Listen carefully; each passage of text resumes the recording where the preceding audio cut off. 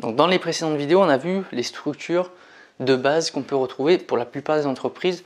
A priori, chaque entreprise doit se reconnaître derrière ces différents types de structures. Après, vous avez forcément des exceptions, comme de partout. Vous avez forcément la normale, et de l'autre côté, vous avez les cas d'exception.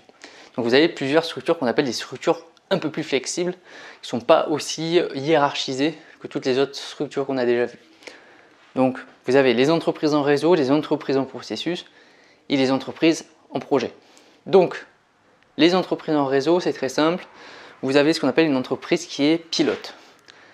Et tout simplement, autour de cette entreprise, qu'on appelle le pilote, vous avez énormément de prestataires externes, de personnes, de parties prenantes externes qui vont travailler avec l'entreprise. Donc l'entreprise va se créer son propre réseau de fournisseurs, justement, par exemple.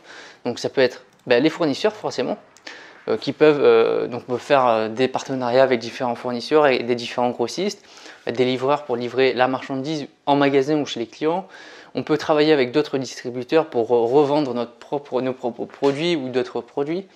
On peut faire appel à des prestataires de services, donc pour faire le nettoyage par exemple, ou pour gérer d'autres aspects de notre entreprise, comme la comptabilité.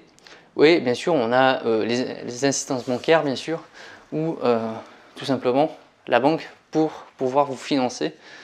Vous avez besoin d'être en réseau avec elle, d'être en partenariat avec elle.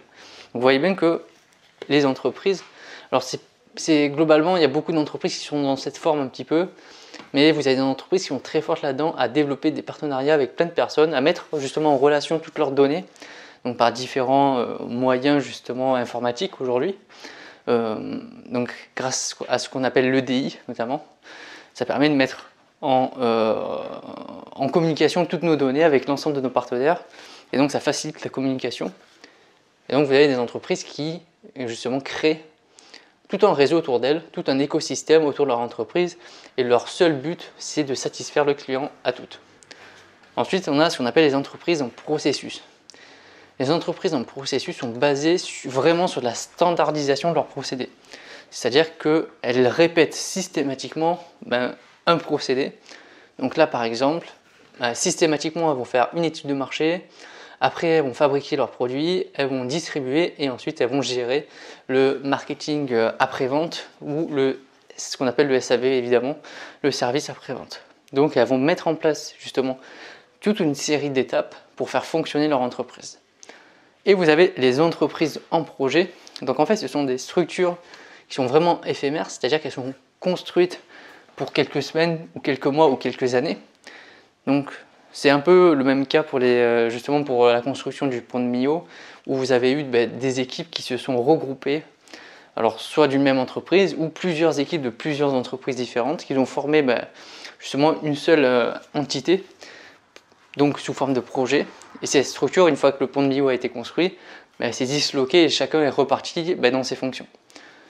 Donc le but c'est de coordonner justement tous les services des différentes entreprises, un service de production, un service marketing, un service e-commerce, un service de distribution, un service d'achat, de mettre en relation justement tous ces services qui vont pouvoir travailler ensemble beaucoup plus facilement parce que vous n'avez pas tout cet administratif et toute cette longueur qu'il peut y avoir de communication entre les différents services dans les entreprises qui sont extrêmement structurées.